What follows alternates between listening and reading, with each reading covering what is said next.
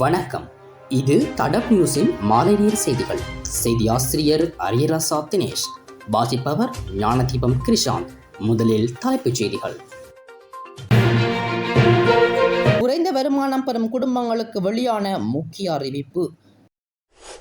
வவுனியா ஜாழ் வீதியில் கோர விபத்து, ஸ்தலத்திலேயே ஜாழ் குடும்பஸ்தர் பலி. இடியுடன் கொட்டி தீர்க்கப் போகும் கனமழை, மக்களுக்கு வெளியான அறிவிப்பு. ஞாயிற்றுக்கிழமைகளில் தனியார் கல்வி நிலையங்களுக்கு விடுமுறை. 2 வாரங்களில் 900 முறை நிலநடுக்கம், கடும் பீதியில் ஜப்பான் மக்கள். இனி தொடர்பான விரிவான செய்திகள். அஸ்வசூம நலன்புரி திட்டத்தின் 2ஆம் கட்டத்திற்கான மேல்முறையீடுகள் மற்றும் பொதுமக்களின் ஆட்சேபனைகளை ஏற்றுக்கொள்வது இந்த மாதம் 16ஆம் தேதியுடன் முடிவடைகிறது. இதன்படி 2ஆம் கட்டத்திற்கான சமர்ப்பிக்கப்பட்ட 8,15,556 விண்ணப்பங்களில் 7,66,508 விண்ணப்பங்கள் எண்ணப்பட்டதாக நலன்புரி நன்மைகள் சபை தெரிவித்துள்ளது. 7,17,309 விண்ணப்பங்கள் குழு அங்கீகாரத்தை பெற்றுள்ளதாகவும் 7,15,146 விண்ணப்பங்கள் பிரதேச செயலாளரின் ஒப்புதலை பெற்றுள்ளதாகவும் சபை குறிப்பிட்டுள்ளது.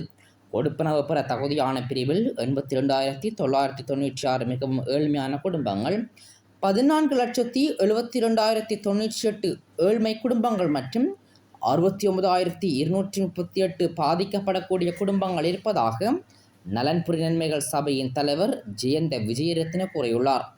பதுளை மற்றும் நுவரெலியா மாவட்டங்களில் மிகவும் ஏழ்மையான குடும்பங்கள் அதிக எண்ணிக்கையில் இருப்பதாகவும் புள்ளி விவரங்கள் முறையே 13,298 மற்றும் 13,018 என்றும் அவர் தெரிவித்துள்ளார். அத்துடன் நுவரெலியா மற்றும் பதுளை மாவட்டங்களிலேயே அதிக எண்ணிக்கையிலான ஏழை குடும்பங்கள் பதிவாகியுள்ளதாகவும் எண்ணிக்கை முறையே 15,105 மற்றும் 14,496 எனவும் விஜயரத்ன குறிப்பிட்டுள்ளார். மன்னார் மாவட்டத்தில் மிக குறைந்த எண்ணிக்கையிலான மிகவும் ஏழ்மையான மற்றும் ஏழை குடும்பங்கள் பதிவாகியுள்ளதாகவும் அவர் மேலும் தெரிவித்துள்ளார். இவ்வாறானதொரு பின்னணியில் நுவரெலியா மாவட்டத்தில் இருந்து அதிக எண்ணிக்கையிலான விண்ணப்பங்கள் சமர்ப்பிக்கப்பட்டுள்ளதாகவும் மன்னார் மாவட்டத்தில் இருந்து மிக குறைந்த எண்ணிக்கையிலான விண்ணப்பங்கள் சமர்ப்பிக்கப்பட்டதாகவும் நலன்புரி நன்மைகள் சபையின் தலைவர் தெரிவித்துள்ளார். வவுனியாவில் துவிச்சக்கர வண்டியுடன் கயஸ் மோதியதால் ஏற்பட்ட விபத்தில் முதியவர் ஒருவர் சம்பவ இடத்திலேயே உயிரிழந்துள்ளார். குறித்த விபத்து வவுனியா ஜாழ் வீதியில் புதிய பேருந்து நிலையத்திற்கு அண்மையில் இன்று காலை இடம்பெற்றுள்ளது. விபத்து தொடர்பாக மேலும் தெரிய வருகையில் ஜாழிலிருந்து வவுனியா நோக்கி வந்து கொண்டிருந்த கயஸ் ரக வாகனம் வீதியில் சென்று கொண்டிருந்த துவிச்சக்கர வண்டியுடன் மோதி விபத்துக்குள்ளாகியுள்ளது. விபத்தில் துவிச்சக்கர வண்டியில் பயணித்த முதியவர் படுகாயமடைந்த நிலையில் சம்பவ இடத்திலேயே உயிரிழந்துள்ளார். இந்த விபத்தில் யாழ்ப்பாணம் புளியங்கூடலைச் சேர்ந்த 69 வயதான ஜெகதீஸ்வரன் என்பவரே உயிரிழந்துள்ளதாக தெரிவிக்கப்படுகிறது. விபத்து தொடர்பாக வவுனியா போக்குவரத்து காவல்துறையினர் விசாரணைகளை முன்னெடுத்து வருகின்றமையும் குறிப்பிடத்தக்கது. மேல் சப்ரகமுவ மற்றும் வடமேல் மாகாணங்களிலும் நுவரெலியா, கண்டி, காலி மற்றும் மாத்தறை மாவட்டங்களிலும் பல இடங்களில் மிதமான மழை பெய்யக்கூடும் என வளிமண்டலவியல் திணைக்களம் தெரிவித்துள்ளது.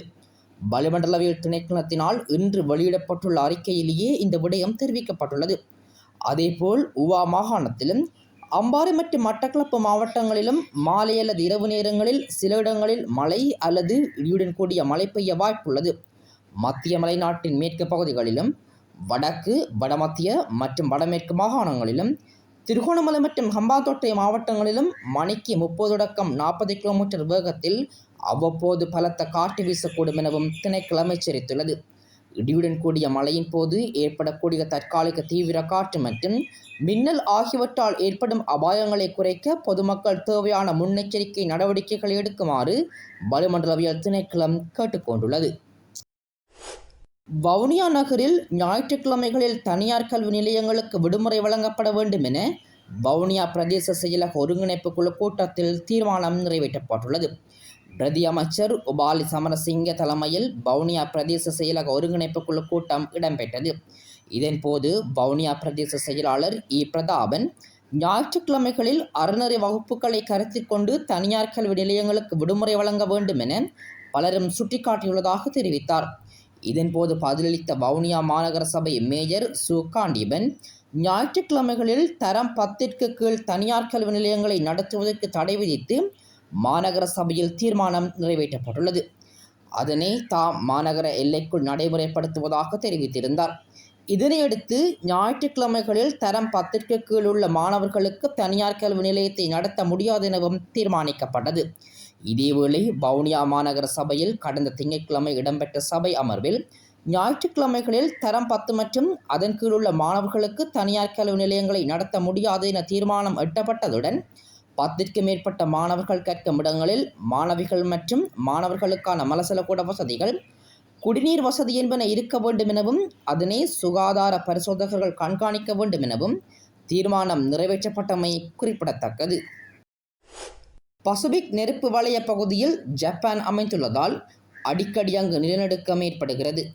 அதன்படி அங்குள்ள டோகாரா தீவில் கடந்த 2 வாரங்களில் 900க்கு மேற்பட்ட நிலநடுக்கங்கள் பதிவாகியுள்ளன. இதில் மிகப்பெரிய நிலநடுக்கம் டிக்டேர் அளவுகோலில் 5.5 புள்ளிகளாக பதிவானது. எனினும் சுனாமி எச்சரிக்கை எதுவும் விடுக்கப்படவில்லை. இந்நிலையில் எப்போது வேண்டுமானாலும் வெளியேற தயாராக இருக்குமாறு பொதுமக்கள் அரசாங்கம் அறிவுறுத்தியுள்ளது. இதற்கான டோகாரா கடற்கரை பகுதியில் படகுகள் தயார் நிலையில் வைக்கப்பட்டுள்ளன. இந்நிலநடுக்கத்தால் அங்கு வசிக்கும் மக்கள் பீதியில் உறைந்து காணப்படுகின்றனர். இது போன்ற செய்திகளை தெரிந்து கொள்ள தடம் நியூஸ் சேனலை சப்ஸ்கிரைப் செய்து அருகில் உள்ள பெல் பட்டனை கிளிக் செய்யுங்கள். மேலும் இது போன்ற செய்திகளை உடனுக்குடன் தெரிந்து கொள்ள தடம் fm.com என்ற இணையதளத்தின் வாயிலாகவும் எங்களுடன் இணைந்து கொள்ளுங்கள்.